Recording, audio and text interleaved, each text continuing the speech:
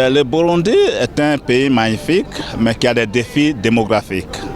C'est l'un des pays où la densité de la population au kilomètre carré est la plus élevée, près de 430 personnes au kilomètre carré. C'est la troisième la plus élevée au monde.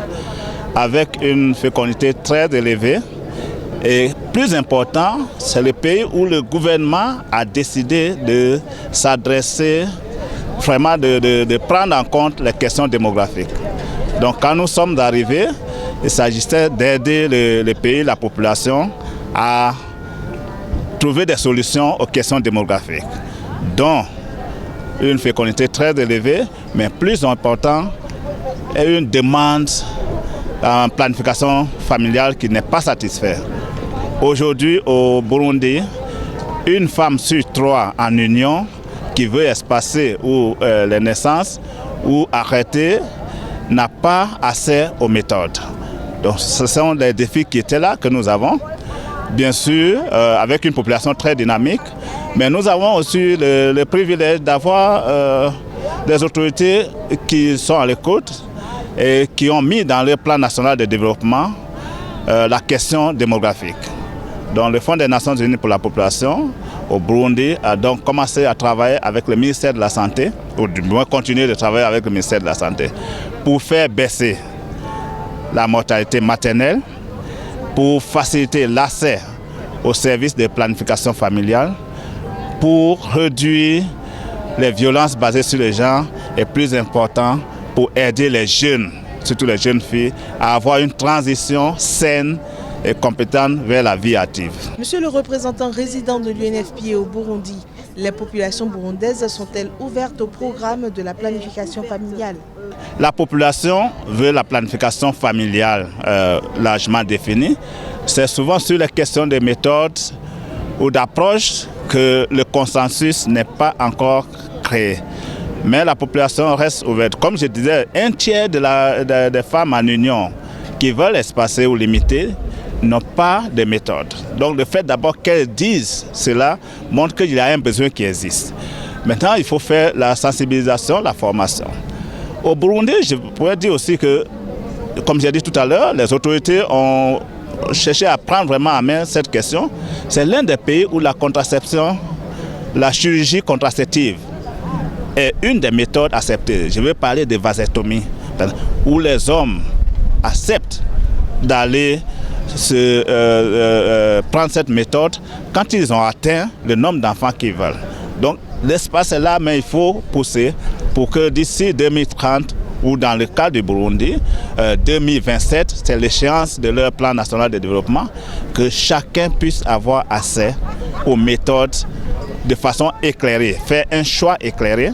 Nous insistons sur ça. Il ne s'agit pas d'imposer, mais il s'agit de mettre à la disposition de la population l'information correcte sur les méthodes qui existent et les avantages de chaque méthode pour que chacun puisse faire son choix. Deuxième programme que nous faisons, qui est très important pour les femmes, c'est que nous nous rendons compte qu'après l'accouchement, très souvent, beaucoup de femmes vont à la maison avec leur mari et sont surprises de tomber enceinte. Parce qu'en attendant les couches, elles ne savent pas qu'elles peuvent être fécondes. Donc aujourd'hui, nous faisons la contraception postpartum, c'est-à-dire les femmes qui quittent les maternités, si elles le veulent, elles sont informées des choix qui existent et elles peuvent, avec soit leur mari ou leur partenaire, choisir une méthode en quittant la maternité. Et c'est un programme qui évolue très bien. Et je crois que c'est l'un des programmes que nous allons le plus pousser parce que beaucoup de grossesses non désirées, comme on dit non désirées, les femmes, les jeunes disent c'est par accident. Par accident, surtout après l'accouchement. Donc c'est une entrée au niveau de la PF que nous utilisons. Bien sûr, un dernier défi qui existe et qui me tient vraiment à cœur et sur lequel nous travaillons, ce sont les fistules obstétriques. C'est très très dommage que les femmes, en donnant la vie, se retrouvent vraiment marginalisées par cette blessure qui les handicape.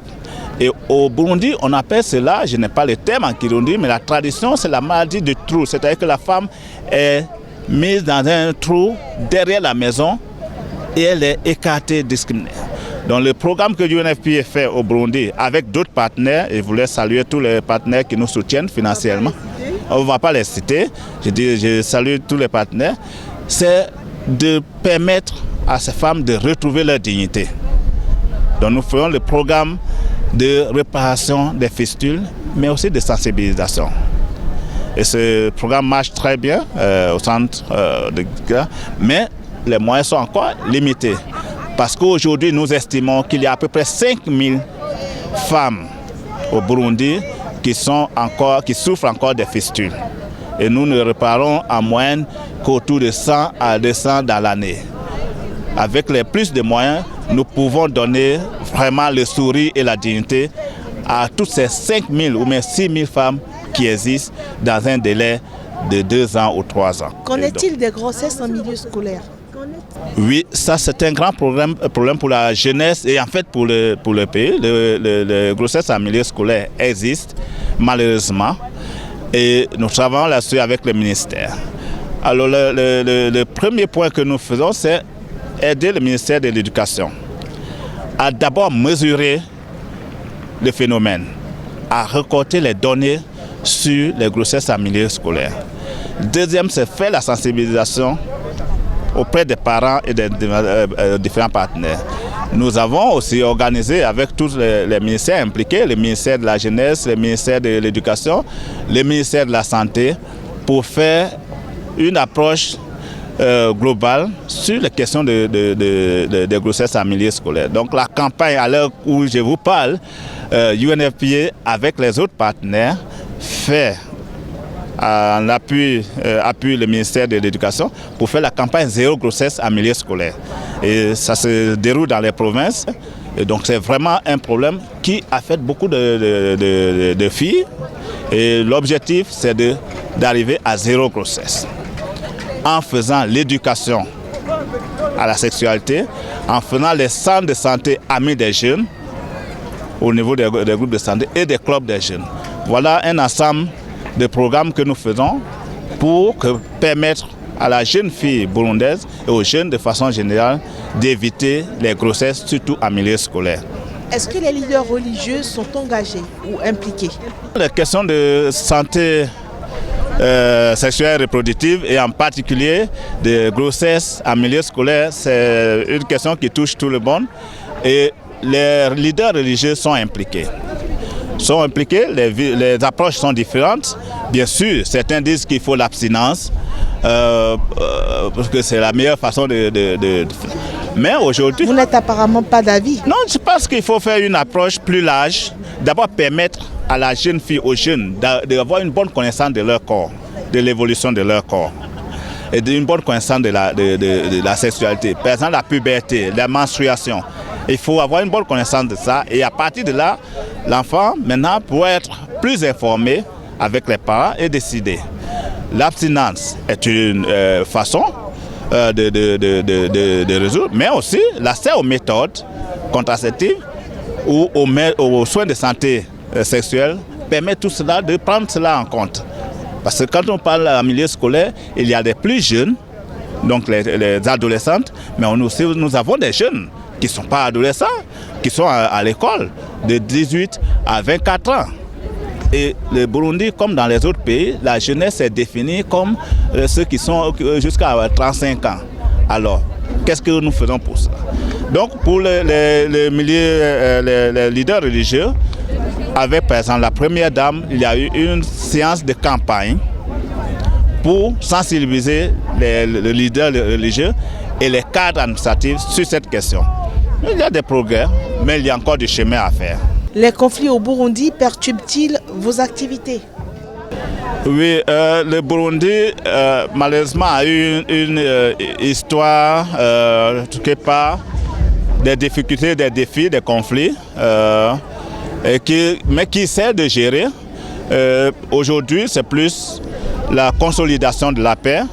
Alors, vous savez que quand il y a les conflits, il y a les déplacements, c'est les femmes qui sont affectées. Et au Burundi, comme ailleurs, très souvent, en temps de conflit, les violences basées sur les genres, les violences sexuelles sont encore plus répandues. La protection sociale des filles et des femmes est mise à mal et cela joue beaucoup sur la programmation. Mais le pays graduellement retrouve la paix, la paix, la sécurité, mais il faut consolider cela. Et les programmes que nous faisons avec le gouvernement, c'est la consolidation de la paix pour permettre aux femmes et aux jeunes filles de contribuer plus, d'être d'abord en sécurité. Et ces programmes, tous ces programmes, les femmes jouent un très grand rôle dans cela. Nos actions, le système des Nations Unies, avec tout le système, mais aussi récemment avec ONU Femmes, notre consœur, par exemple, a mis en place le programme, le groupe de femmes leaders qui contribuent à la consolidation de la paix. UNFPA s'appuie aussi sur ça, mais travaille plus avec les jeunes, dont nous faisons les jeunes et la consolidation de la paix. Tout ceci pour garantir un espace, un environnement convivial pour la santé sexuelle et reproductive et pour le développement et l'épanouissement des jeunes filles et de la femme pour qu'elles puissent contribuer. Et pour consolider les gains déjà eus. J'avais oublié de mentionner que le programme de santé maternelle au Burundi, en 15 ans, Burundi a fait 40% de réduction. Aujourd'hui, le taux de décès maternels est passé de près de 500 à 334. C'est 40% de réduction et c'est vraiment un travail très louable. Au Burundi, aujourd'hui, 84% des femmes accouchent en milieu sanitaire. C'est un des taux les plus élevés en Afrique et parmi les plus élevés au monde. Ce que nous faisons maintenant pour améliorer, c'est améliorer la qualité des soins dans les centres de santé, puisque les femmes vont maintenant accoucher. 84, on espère arriver à 100%, mais déjà 84%, c'est suffisant et il faut améliorer la qualité des soins dans les centres de santé. C'est ce que nous faisons par les programmes de mentorat et les programmes de renforcement des capacités. Merci, monsieur le représentant résident. Ok, pardon.